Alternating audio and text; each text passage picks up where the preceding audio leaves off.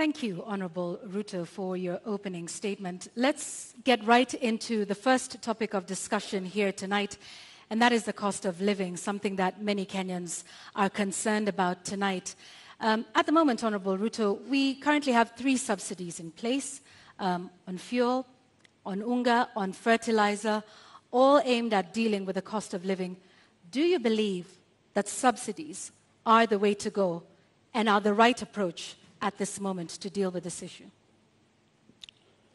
I believe that subsidies can alleviate the problem to an extent, especially when we find ourselves in the situation where we are. My position is that we find ourselves at this port because there are certain things we didn't do right. We had a Big Four plan because we foresaw this situation. We were here in 2017.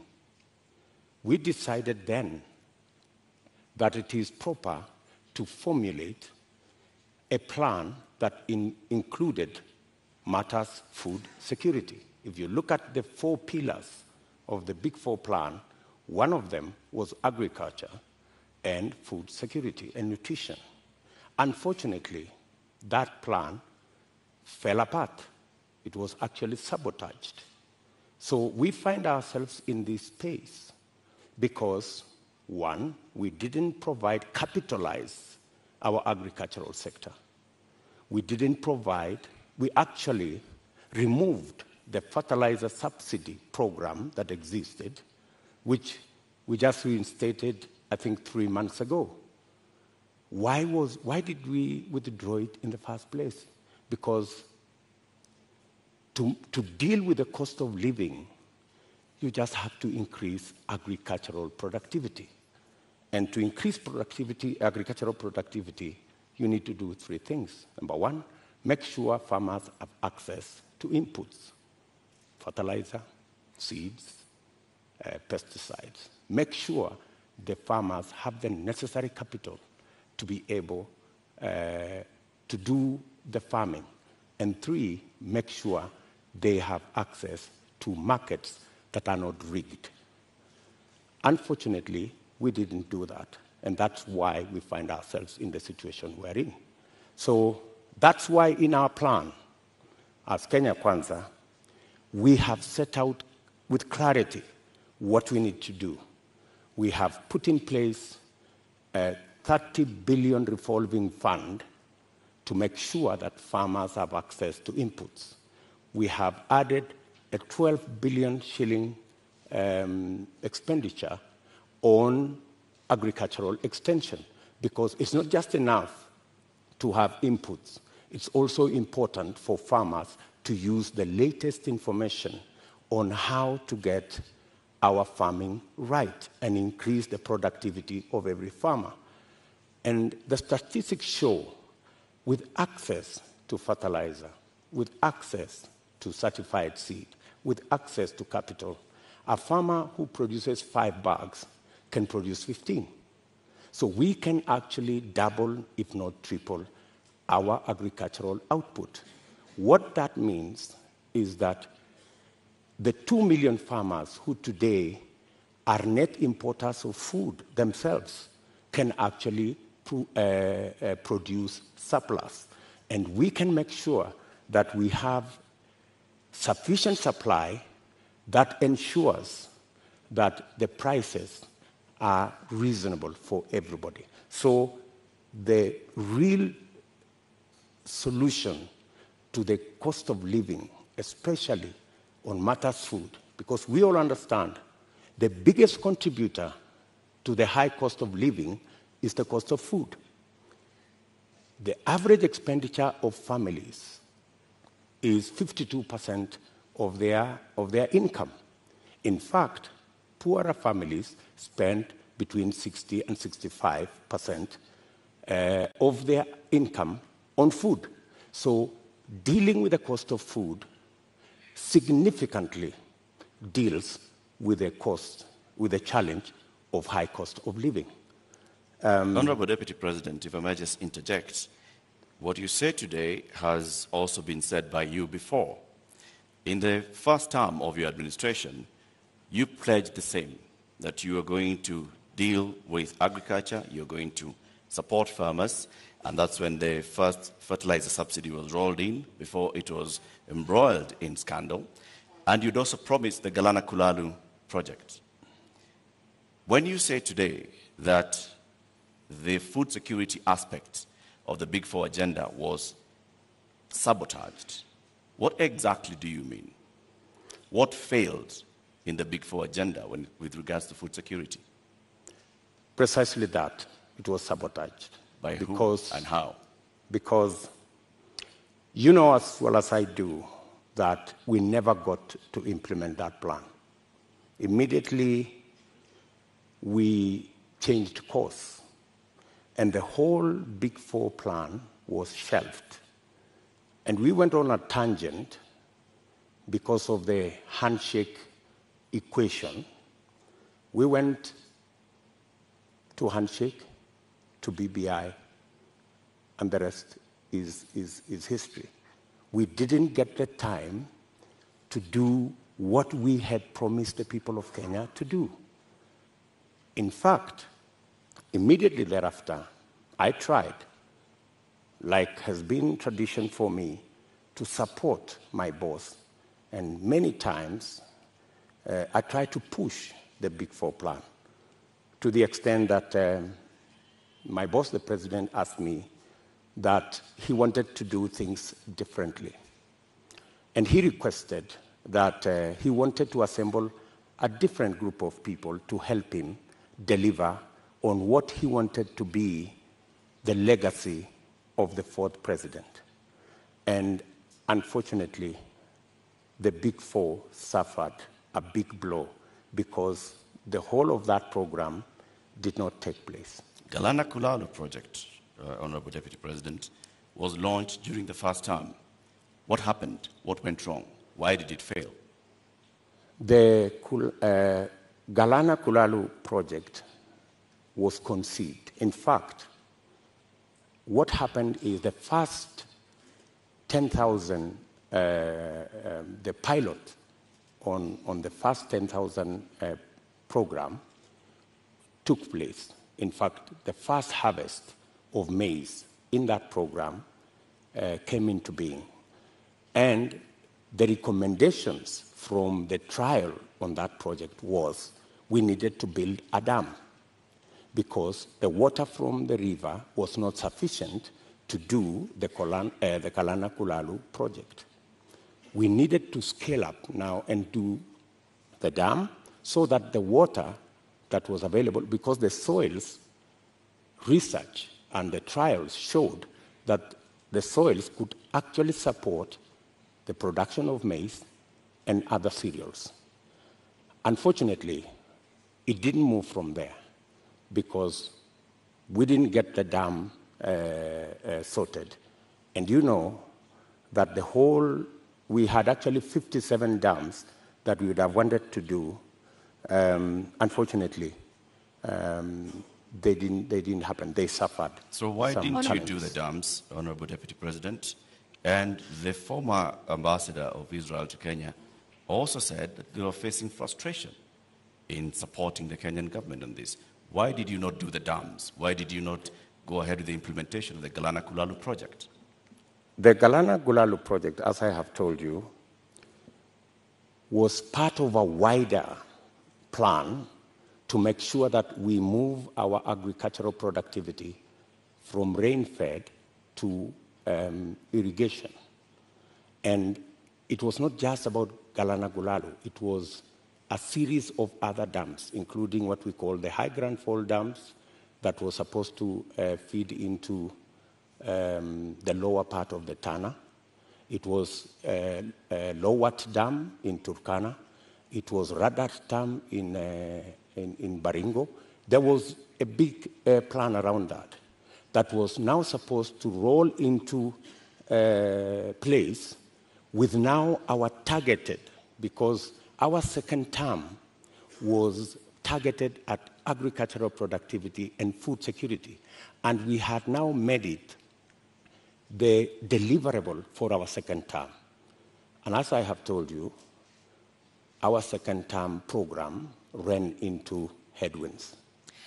Honorable Ruto, just to continue to understand Galana Kulalu, because that was a big project that, had it have succeeded, might have solved quite a few of the issues we have with respect to food security. The Auditor General conducted a report and cited weaknesses in the contracting of it. First, that there was single sourcing, and that even the manner in which the contract itself was done, in terms of payments that were tied to the contractor. And so raising a number of issues around the manner in which the contract itself was put together, that then states that this was something that was going to fail anyway.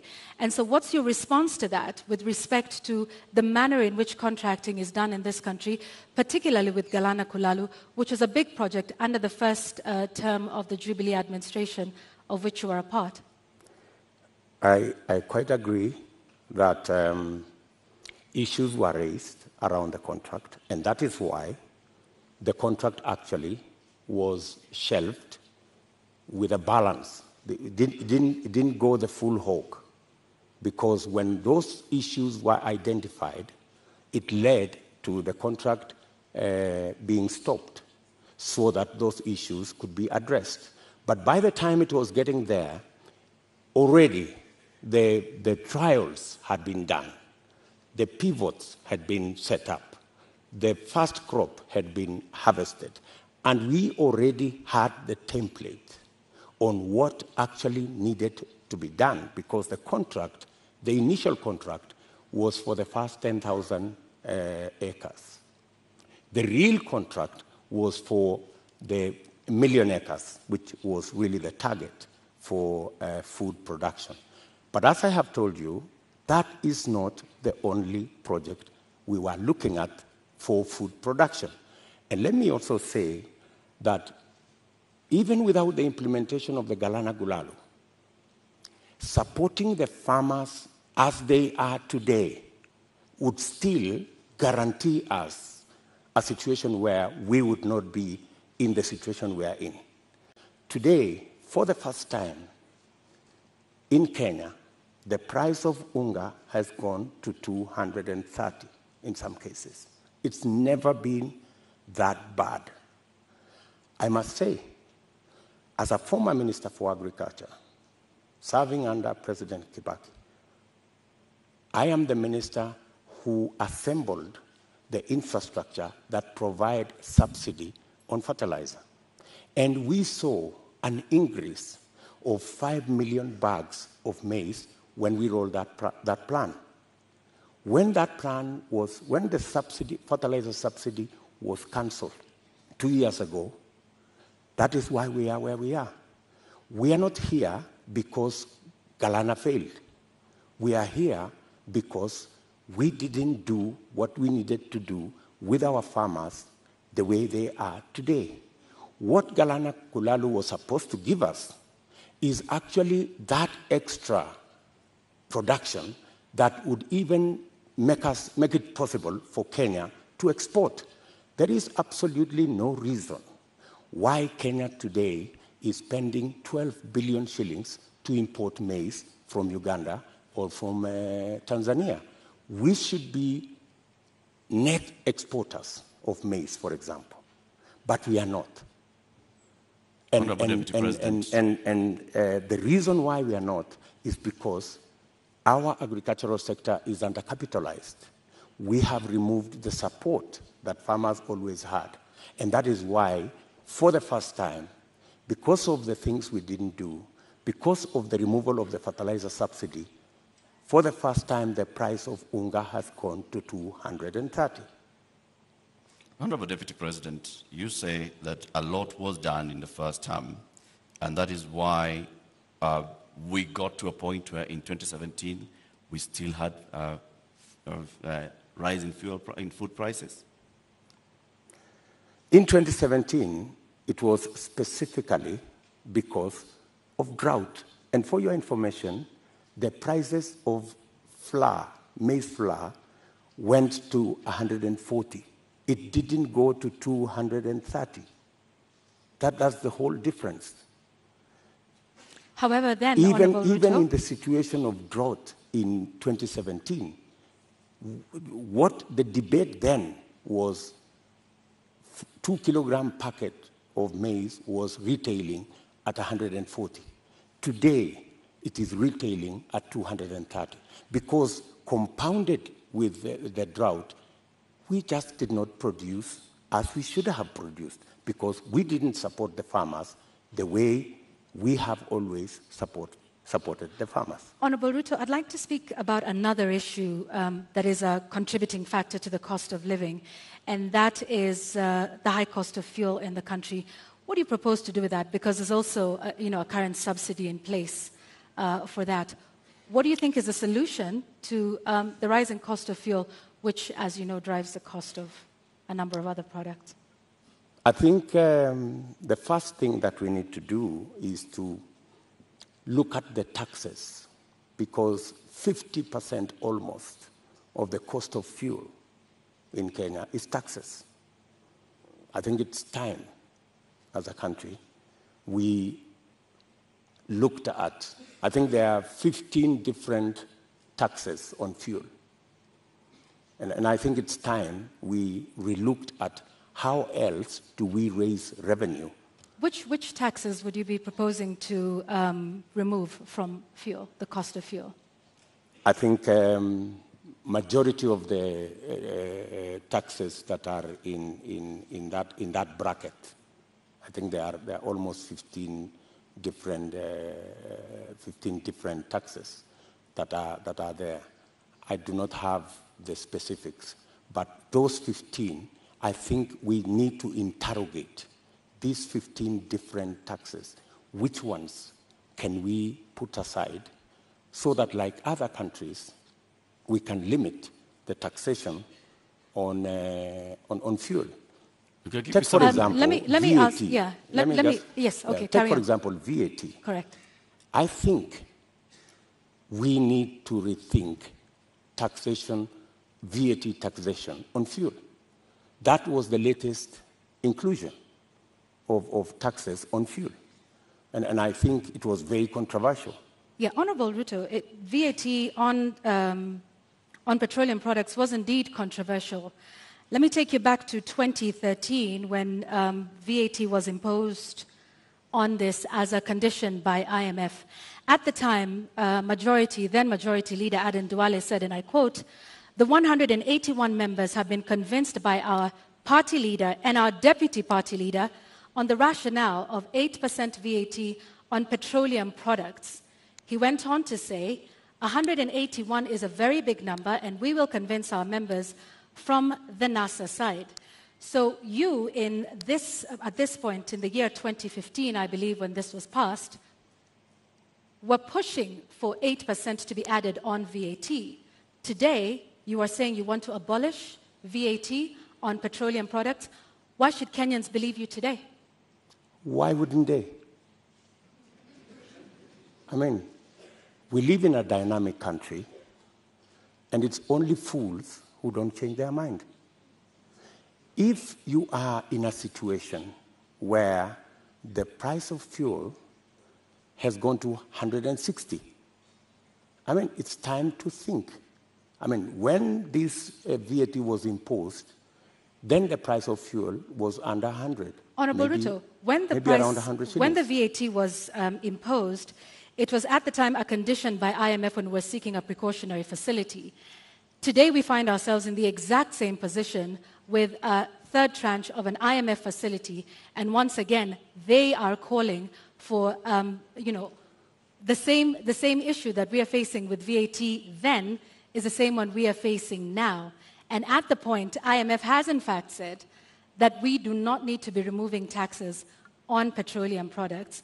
So with an IMF facility already in place, are you then saying you are going to go back to the IMF and renegotiate the terms of that loan that is already in place regarding IMF VAT on fuel products? What's wrong with negotiating with IMF? I think any reasonable government, looking at the situation where we are, looking at the cost of living, and how many Kenyans are every day sinking below the poverty line, I think it takes a courageous government to sit down with our development partners, and they are fairly reasonable people, and have a discussion. And I think they are, if not 8%, we need to renegotiate on some of the items that are outstanding. And apart from looking at that, there are other instruments that we can deploy. For example, we have the fuel subsidy fund. We need to think about how that fund is being used, how we are deploying it. Are we deploying it correctly? Is it giving us value? And what changes can be made? We need an open and frank conversation with our development partners who support us. And to the best of my knowledge, they are not unreasonable. They are reasonable people, and they can entertain a conversation on negotiating some of the terms that have been offered to us. Honorable Ruto, I think that would take us into our